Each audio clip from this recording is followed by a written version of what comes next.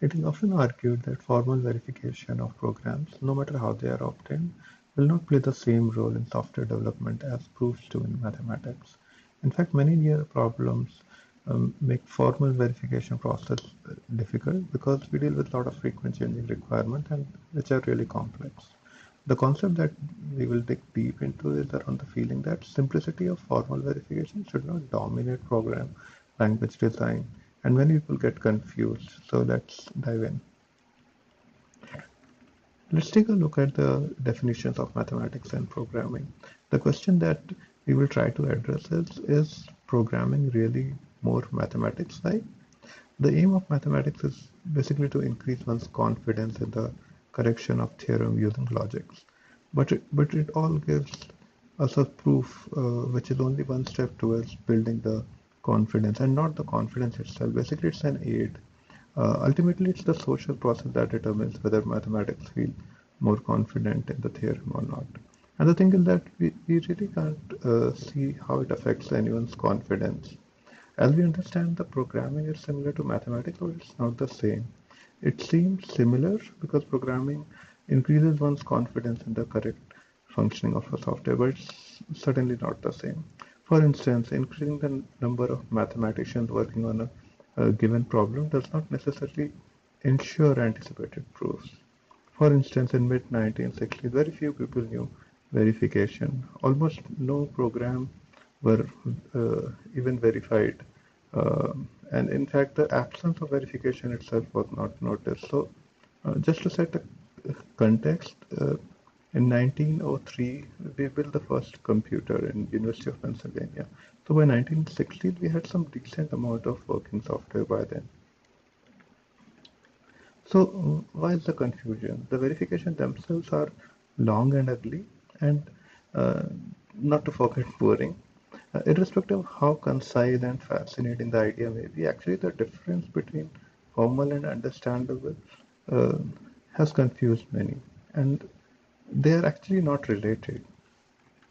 In programming, we cannot have two separate results based on the fact that opposing proofs are both correct. In the end, we will have only one side, and we cannot have both together.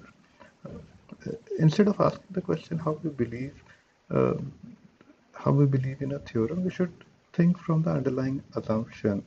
If you look in a classical viewpoint, we should believe in correct, formal, valid, step-by-step, syntactically correct, basically binary, either true or false, either working or not working. Probab If we take a look in the probabilistic view, it it perceives the probability, which isolates uncertainty from the traditional classic.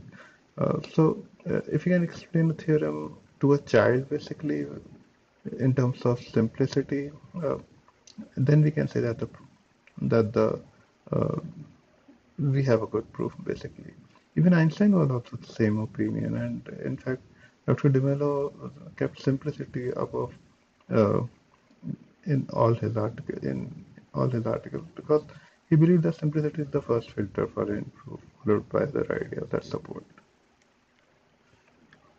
The limit to which a program might uh, work is not reflected on the verified stamp.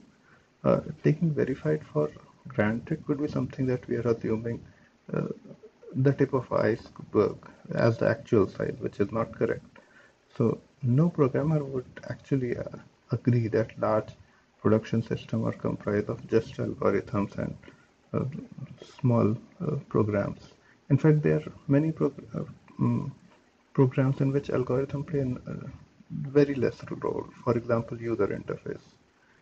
Usually the specification of algorithms don't change while the specification of a real program change all the time. So software being discontinuous, we cannot apply the same logic as mathematical proofs. Let's talk about scalability. We can't scale uh, babysitting a sleeping child for an hour uh, just to scale up and raise an entire family of 10 or 15. The problems are fundamentally different, and in software system we need to understand that. Similarly, verifying an algorithm for a software when scaled in a distributed system, let's say, can't can't have the same old verification techniques. There could be tons of new challenges. Likewise, maintenance can't be tied up. We simply cannot assume that a big verification will be the sum of small verifications. For instance, a single character different from the original can wreak havoc in the output of a system. Insisting on the formal detail is simply a waste of time, and it's also a waste of resources in verification. All we have are the limited resources, so we should judiciously utilize them. We should not get into the activities that we do not understand. Also, we cannot create perfect mechanism to solve each problem. Let's talk about reliability. It doesn't mean that the system will be perfect. Ideally speaking, if that was the case, then no bridges would fall uh, at the very first. So that doesn't exist. We should concentrate more on the reliability than verifiability, and this is the essence of this presentation. Let's talk about technical debt and non-reproducible defects for a bit. There could be certain non-reproducible defects in the system which are hard to find. Actually, these are the ones that pass the verification, but they are dangerous in terms of dependability, especially when human lives are at risk. So we have to be very cautious. Technical debt could be one of the reasons behind this, and as Dr. Philip Krushan and Dr. Ali Misbah in their article that we referred, it really means a lot. So we have to be very judicious. Identifying technical debt becomes an important aspect of the software. Ideally, we shouldn't have one in first place, but due to the increasingly complexity of incrementing changes in the software along with the duration, it has become difficult to avoid, but certainly not impossible. As Dr. Misbah research, on an average, there are around 17% of non-reproducible defects or bugs in a defect, which is huge number. As can be seen in this diagram, technical debt can be short-term, long-term, intentional or unintentionally, and so on. Let's take another example. For example, in mobile development, as Dr. Phillips says, it is often observed that most developers feel that the current testing tools are weak and unreliable and do not support the entire feature. In fact, emulators also seem to lack several key features, which makes analysis and testing even more challenging.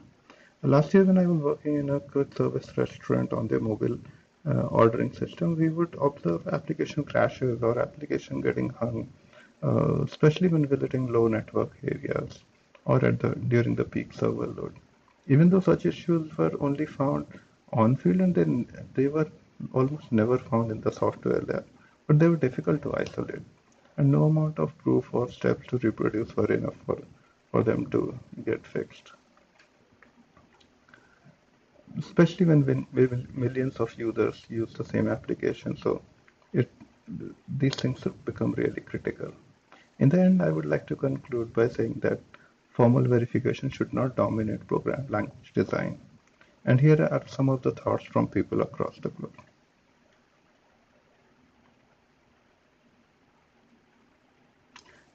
With this, we come to the end of this presentation, and here are some of the references.